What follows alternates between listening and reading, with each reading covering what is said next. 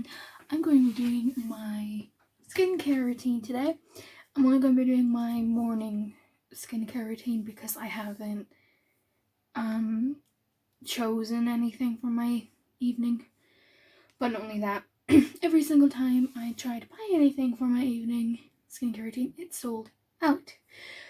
So, the majority of the products that I am going to be using are from The Ordinary. I wanted to change my skincare back in November because I noticed that my skin was turning red, and I looked it up and found out it was because of fragrance. So I seeked out fragrance-free skincare, did some of The Ordinary, and now I actually have a full skincare routine that works for my skin. So I have everything behind me here. So the first thing that I'm going to be using before I go into the shower is the Squalene Cleanser. This is a cream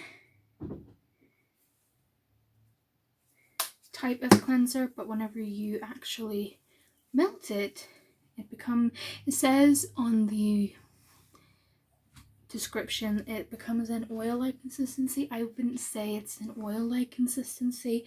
I would say it's more of a slippery, wet consistency. But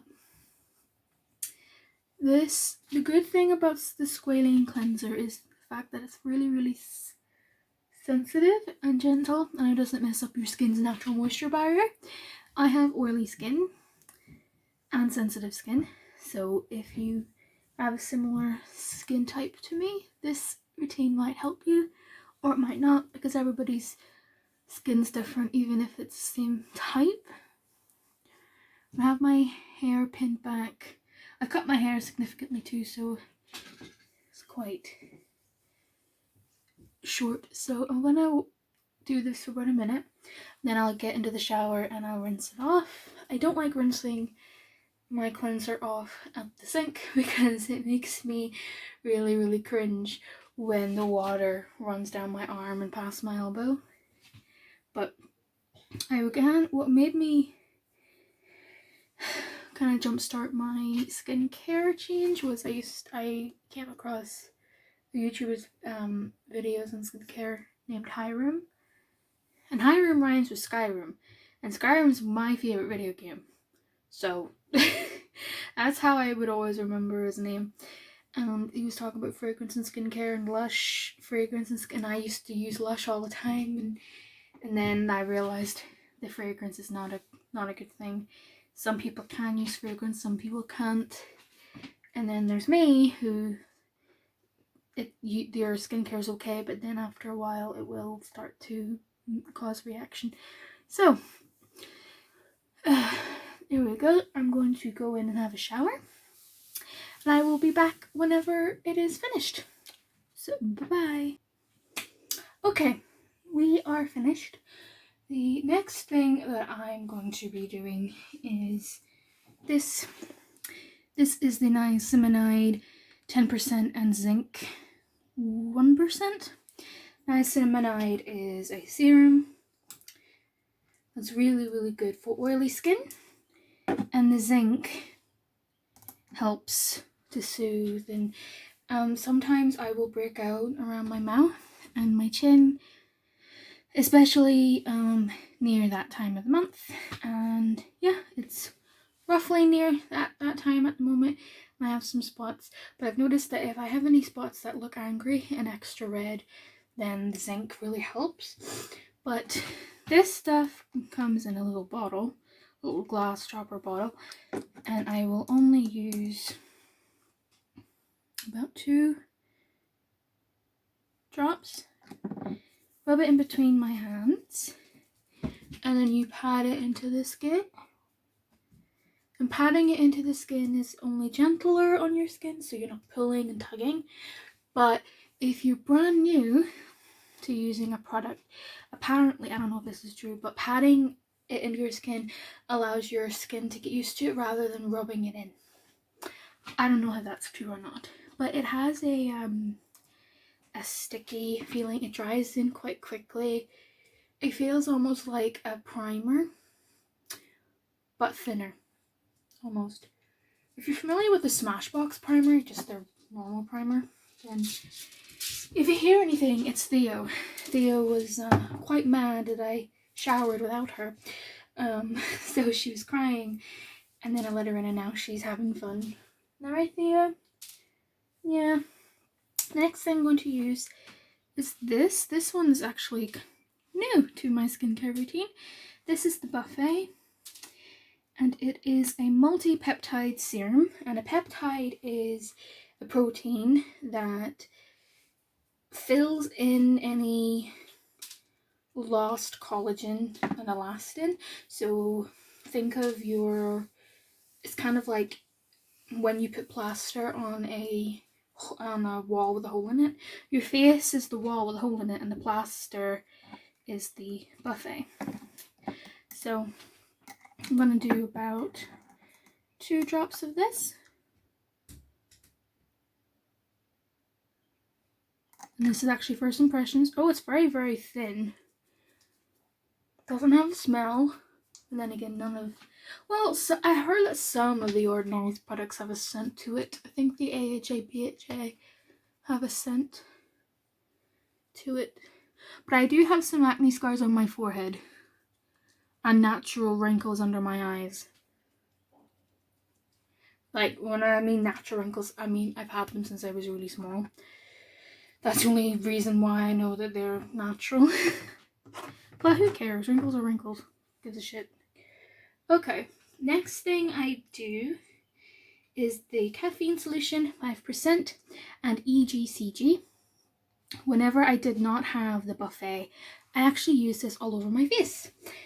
And EGCG, I can't remember what it stands for, but I know it's green tea. And green tea is an antioxidant, and it's really good for soothing. So I'm just going to use this for my under eyes. I only use about 1 drop. And then I pat it under my eyes. I have a wee bit less on my right one than I do on my left.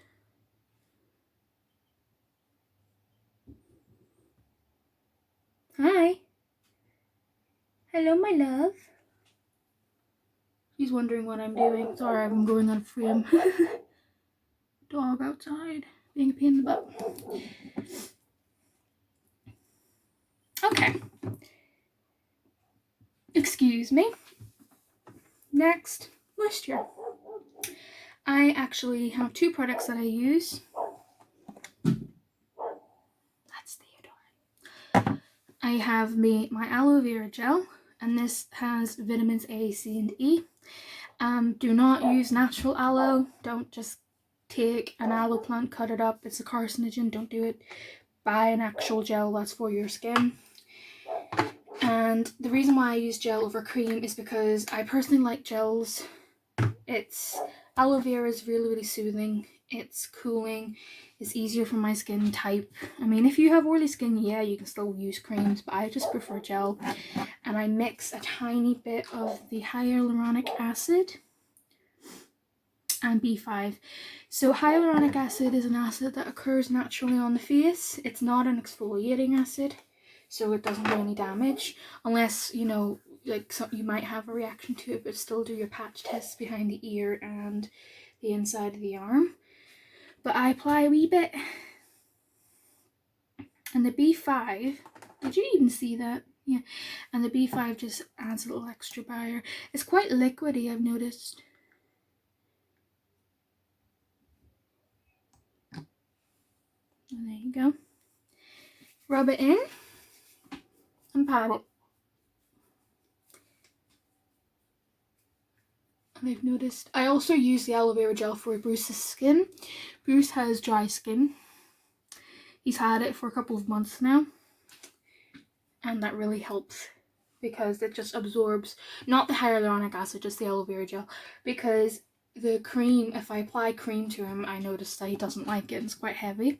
While the aloe vera gel, it moisturizes just as much, but because it's a gel, it absorbs quite quickly. It's especially if he has any bald patches. But he's not eating any food with wheat in it anymore, and that's been really helping. However, his skin's healing and it's starting to heal, so it's itchy, so he's trying to scratch it. Okay, and the last step I do if I'm going outside is sunscreen. This is sunscreen I'm currently using. It's Sun and Sand Sunscreen Lotion 20 SPF. I should use a higher SPF because I'm very pale. If you are really pale, SPF 30. But I don't, every single time I've tried to find any face SPF, it's always sold out. But yeah, I will use this all over my face and my body as well. So, but I'm not going outside, so I'm not going to use it today.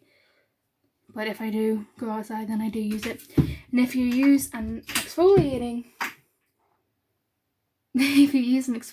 acid, then you should definitely wear sunscreen because it makes your skin more susceptible to burn, even if like 10 times more than it was before.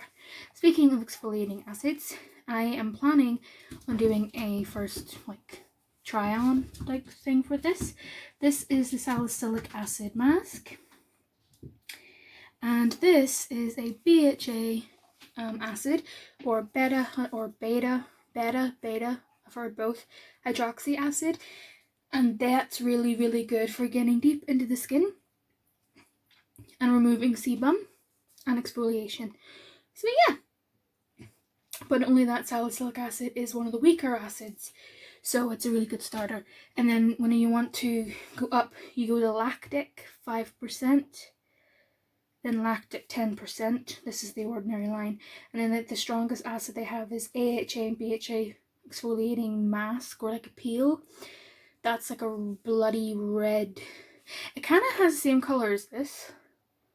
Well, it's a lot darker. This is a Airwick.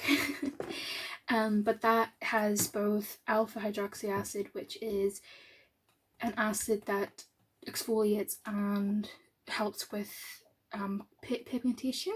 So yeah, yep. So this has charcoal and stuff in it, all that stuff. I'm gonna do a little video of me trying it out for the first time. And then I have this. So I didn't order this. I actually got this by accident.